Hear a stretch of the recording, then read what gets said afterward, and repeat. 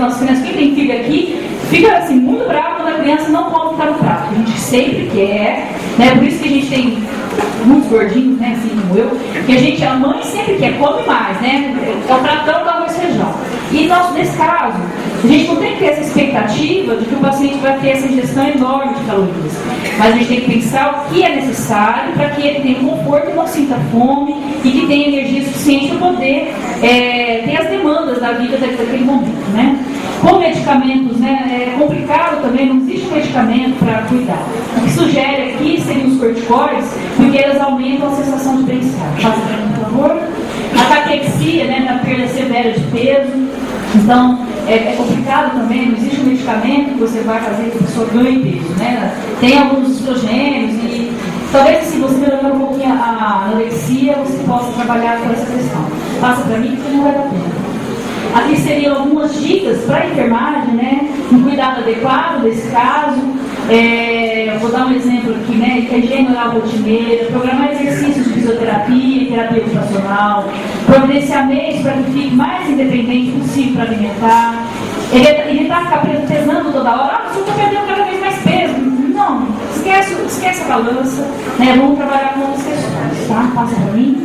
Eu gostaria que vocês lessem depois esse material, vocês que são da enfermagem, aí tem várias dicas, né, de coisas que vocês podem, tanto no trabalho, mas como passar para os familiares, né, porque muitas vezes a gente acaba sendo aquele que vai dar orientação para o familiar que ele tem que fazer, para melhorar, né, o cuidado desse paciente. Náuseas e vômitos, então 60% dos nossos pacientes podem ter náuseas e vômitos, pode passar para mim. Nesse caso, uma boa higiene oral poderia ajudar, passa para mim. E os medicamentos, né, ter o diagnóstico correto, pode passar. Aqui alguns exemplos de medicamentos que podem ser utilizados no caso das náuseas e vômitos. Passa para mim. Aqui o plano de cuidado também de enfermagem, que depois de vocês, é lição de casa, né? Eu venho aqui amanhã fazer prova, então vocês vão ter que chegar em casa e ler. Brincadeira, senão não vou embora. Mas é uma sugestão para a gente melhorar a questão de náuseas e vômitos. Pode passar. A dispneia, né, também é muito desconfortante. A pessoa quer respirar, tem aqueles barulhos, a gente acha que a pessoa está morrendo. É muito ruim. O familiar é o que mais sofre, né, porque tem vários problemas envolvidos com isso, não sabe como lidar. Então, aqui tem algumas dicas, né, de como fazer esse cuidado, né. Tem os sedativos, né, e até morfinas são utilizadas no tratamento da dispneia. Passa para mim, por favor. A disfagia, que é a dificuldade de deglutição, então é um número menor, né, de 12 a 23%, mas principalmente os pacientes com câncer terminal. Pode passar para mim. Às vezes, essa disfagia é por conta de alguns outros problemas. Então, se ele tem uma candidíase oral, uma candidíase na região da faringe, então a ideia é você tratar isso para que ela consiga ter a melhor deglutição. Então, aqui alguns exemplos, né, os antifúngicos, alguns antibióticos. Pode passar? Pode passar. Aqui os cuidados de enfermagem, que depois todo mundo vai ver em casa. Pode passar. Soluço. Já viu pacientes com soluço? Começa a soluçar, não para mais? Então, o tratamento sem medicamentos, não tem algumas manobras, né, que vocês podem fazer com o paciente para tentar acabar com o soluço. E com medicamento, né, quando nenhuma das manobras pode dar certo, não foi demonstrada eficácia, né, o uso do Plasil. Clorpromazina, eu já vi vários casos que resolve, né, acho que a primeira escolha é o clorpromazina, que é o Obrictil, utilizado. Então, esses outros, né, nifedipina, Aldol, baclofeno, pode passar. No caso da diarreia, sempre que possível tratar a causa da diarreia, não ficar dando medicamento para parar a diarreia. Então, por que ele tem essa diarreia? Hidratar, principalmente, né? O paciente desidratado ele fica num estado geral muito pior. Então, hidratar sempre que possível e descobrir a causa. Passa para mim, por favor. Pode passar. A audifação, né? Então, aqui tem as causas, pode passar. Sem medicamento, né? Ver quais são os sintomas gerais, pode passar. Muitas vezes, eu já falei da questão da constipação, né? O paciente tem dificuldade de utilizar o banheiro, porque ele não consegue ir até lá. E aí a gente, assim, vocês que são pessoas que para ele não são estranhas, não são familiares, e aí ele tem essa dificuldade e acaba retendo ainda mais. Então, bota ele na cadeira de rodas, leva até o banheiro, deixa ele ficar sentadinho, para aquele que consegue fazer esse tipo de coisa, porque alguns não, leva para o madre. Então, tentar algumas alternativas antes de entrar com os medicamentos para ver se não tem tanto episódio de obstipação. Passa para mim. A xilostomia, que é a boca seca, né? Então, ó, 60 a 88% dos doentes com câncer vai apresentar a boca seca. Pode passar? Pode passar. Então, higiene oral, né, são algumas coisas, botar água constantemente. Uma outra alternativa, usar saliva artificial, passa para mim. Deixar o tempo todo o lábio umidificado. O prurido, coceira. Já vi o paciente que tem coceira.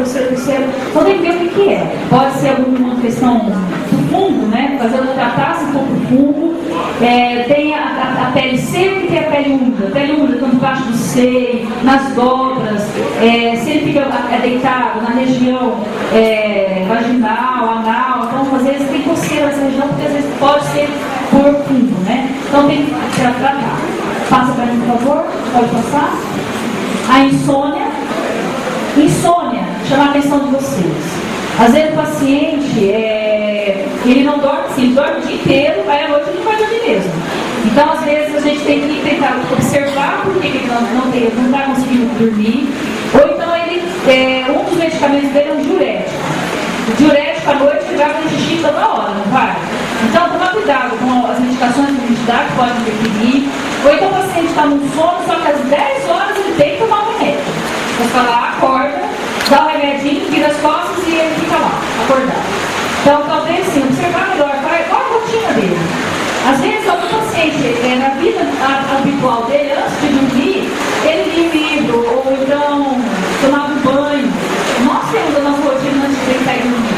Então, conversar com ele, ouvir de novo, né? Para tentar incorporar de novo essa rotina nessa fase de vida dele, porque você consegue fazer a coisa. Passa para mim. Olha, não fui eu que trouxe a chuva, viu? Pode passar.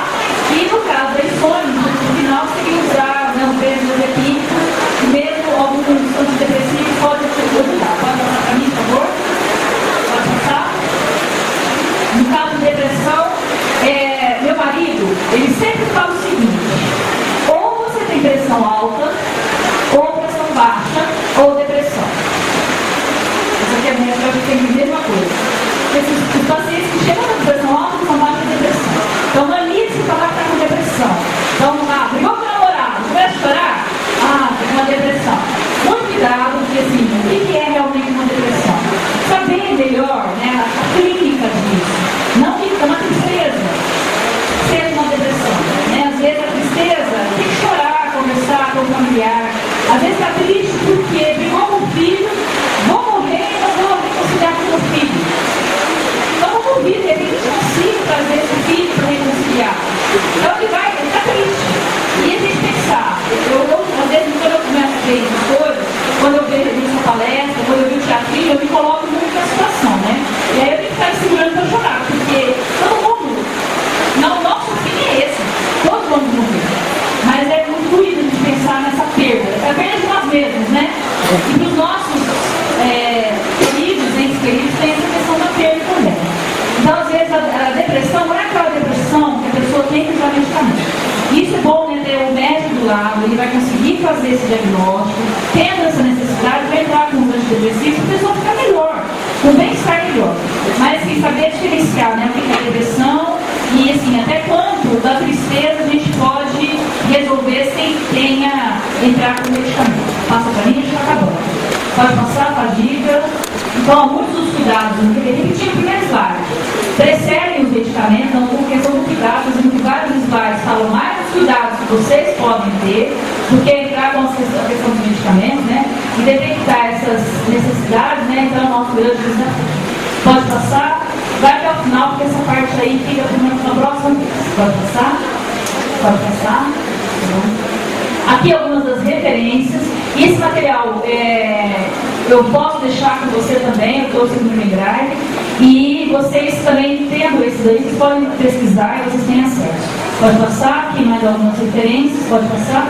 Essas segundas referências são referências muito boas para vocês da área de enfermagem e tratam principalmente como vocês vão cuidar de pacientes, passar alimentação, a questão do medicamento do sonda, que tritura, que não tritura, qual remédio que eu posso misturar com o outro, tá? Bom, aqui meu e-mail, se alguém quiser conversar comigo, eu abro e-mail umas 2 vezes por dia, a não ser quando o computador está fora do ar, né? Mas eu tento responder, certo? E muito obrigada. Desculpa assim, a pressa, eu não tive tanta culpa, tá? Desculpa, não vou poder conversar mais com vocês agora. Foi.